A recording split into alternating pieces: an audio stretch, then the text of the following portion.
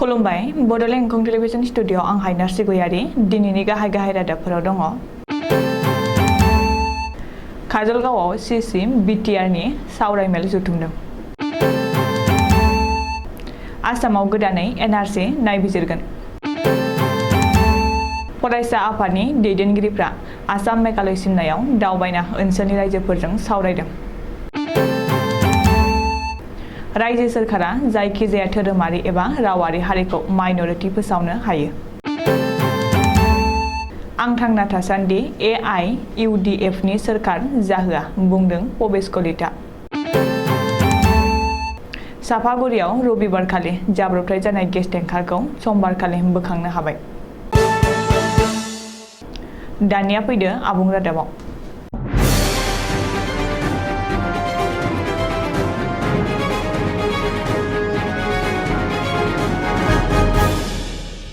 चिरां जिल्ला दुलाराय बर' फरायसा आफादनि गाहाय मावख' काजलगावआव दिनै माखासे गोनांथार आयदाफोरखौ लानानै सिसि बिटिआरनि मोनसे सावराय मेल जुथुमनाय जायो।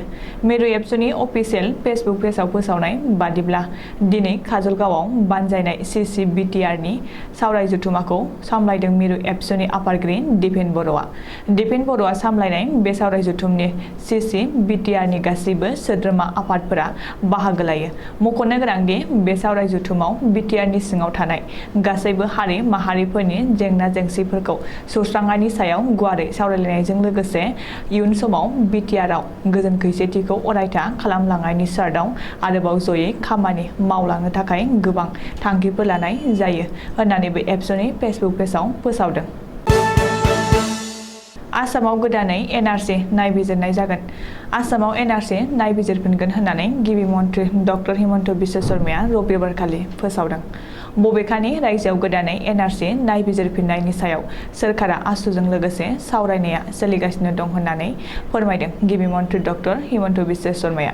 मख'नो गोनांदि गोदानै एनआरसि नायबिजिरफिननायनि थाखाय रायजो सोरखारा जैसिन बिजिरसालियाव थांगोन होननानै मन्थ्रि उथुल बर'आबो थांनाय सप्तायाव बुंदोंमोन।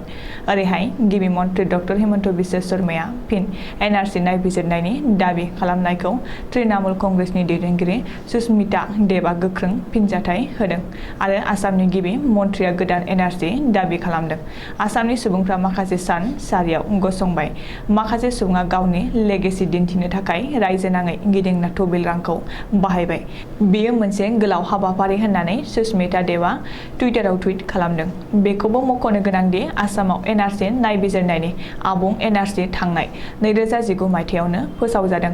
नाथाय बे एनआरसिआ माखासे आयेन बेरेखा हाबसनफैनाय बांलादेशिफ्रा हाबफादों होनना गोख्रों अजद होनानै नायबिजिरफिननो दाबि खालामनायनि जुनै दिनैसिम दिन्दां जानानै दं। आसामनि गुबुन गुबुन फरायसा आफादनि दैदेनगिरिफ्रा रबिबारखालि आसाम मेघालय सिमनायाव दावबायहैदों आरो ओनसोलनि रायजो राजाफोरजों सावरायना खौरां लाहैदों। मिथिनो हानाय बादिब्ला गिबि मन्थ्रि डक्टर हिमन्त बिश्व शर्माजों सावरायनायनि उनाव रायजो सोरखारा बिथोन होनाय बादिब्ला आसुजों लोगोसे दुलाराय बर' फरायसा आफाद, राभा फरायसा आफाद, गार' फरायसा आफाद आरो गरखा फरायसा आफादनि दैदेनगिरिफोरनि मोनसे टीमा रबिबारखालि आसाम मेघालय सिमायाव दावबायना नायबिजिरो आरो खौरां लाहैयो। बे हाबाफारियाव एबसुनिफ्राय आफादगिरि दिपेन बर' आरो गुवाहाटी जिल्ला एबसुनि आफादगिरि अनजालु मोसाहारिया बाहागो लायो होनना मिथिनो हादों।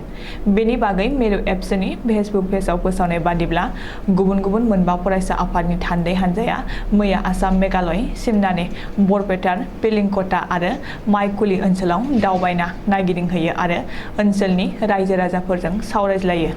फरायसा आफादनि थान्दै हान्जाया बे दावबायनायाव ओनसोलनि आथिखाल थासारिखौ नायबिजिरनायजों लोगोसे थागिबि सुबुंफोरनि लुबैनाय हास्थायनायफोरखौ बुजिनोबो नाजायो आरो बेनि रिपर्टखौ गिबि मन्थ्रि डक्टर हिमन्त बिश्व शर्मानो थाबैनो गथायगोन होननानै आसुनि आफादगिरि दिपांक कुमार नाथआ सुलुङाव बुंदों।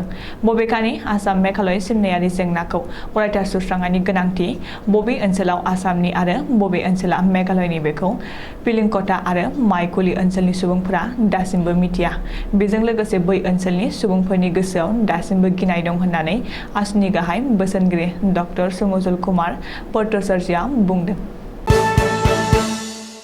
रायजो सोरखारा जायखिजाया धोरोमारि एबा रावारि हारिखौ माइनरिटि एबा बाङाइ सुबुं सानखो महरै फोसावनो हायो होननानै मिरु सोरखारा जौसिन बिजिरसालियाव फोरमायदों। बेजों लोगोसेनो मोनसे धोरोमारि हानजाया बबेबा मोनसे रायजोआव मेजरिटि आरो गुबुन मोनसे रायजोआव माइनरिटि जानो हागौ होननानै मिरु सोरखारा जौसिन बिजिरसालियाव बुंदों। मख'नो गोनांदि माइनरिटि हारिफोराबो गावसोरनि लुबैनाय बायदि सोलोंथायारि फसंथानफोर फसंना सोलायनो हायो होननानै मिरु सोरखारा बुंदों। गुबुन फारसे भारत हादरनि मोनगु रायजोआव हिन्दुफोरखौ माइनरिटि फोसावनो दाबि खालामना मिरु सोरखारा जौसिन बिजिरसालियाव समायखिरालाय गथायदों। मख'नो गोनांदि मिरु सोरखारा हिन्दुखौ माइनरिटि फोसावनो दाबि खालामनाय रायजोफोरनि गेजेराव मेघालय, अरुणाचल प्रदेश, पान्जाब बायदि रायजोफोरा फारिलाइयाव दं। आं थांनानै थासान्दि आसामाव AIUDFनि सोरखार जाहोआ। रायजो सभा बिसायख'थियाव आसामनि मोन्नैबो मासिखौ खुंथाय गोहोआव थानाय BJP मित्रजोंटआ देरहागोना रोखा। बे बाथ्राखौ बुंदों आसाम रायजोआरि BJPनि आफादगिरि भबेश कलिताया। 2026 मायथाइयाव आसामाव AIUDFनि सोरखार फैगोन होनना MLA करिम उद्दिन बरपुआया दाबि खालामनायनि फिननाय होना भबेश कलिताया गाव थासान्दि AIUDFनि सोरखार फैहोआ होननानै बुंदों। मख'नो गोनांदि हेंथा दोलोनि सोद्रोमाया भट होआब्लानो MLA मासिया दानजाया होनना आसाम आयेन आफादनि बुंथिगिरिया निजा दोलोनि सार्ट खालामाखै। बे हेंथा दोलोनि बिथा गैयै अजद होननानै भबेश कलिताया बुंदों। ओरैहाय एप्रिल दानाव खुंजानो गोनां गुवाहाटी पौरसभा बिसायख'थियाव BJP आरो AJPआ खौसे बाहागो लागोन आरो मोन 60 वार्डआवबो देरहागोन होननानै भबेश कलिताया दाबि खालामदों।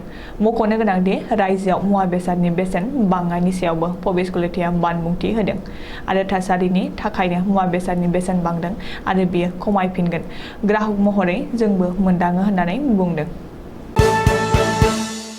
चिरां जिल्लानि सापागुरि 30 नं हादरनि राजा लामायाव रबिबारखालि जाब्रबथाय जानाय गेस टेंकारखौ समबारखालि सानजौफु समावनो बोखांनो हादों।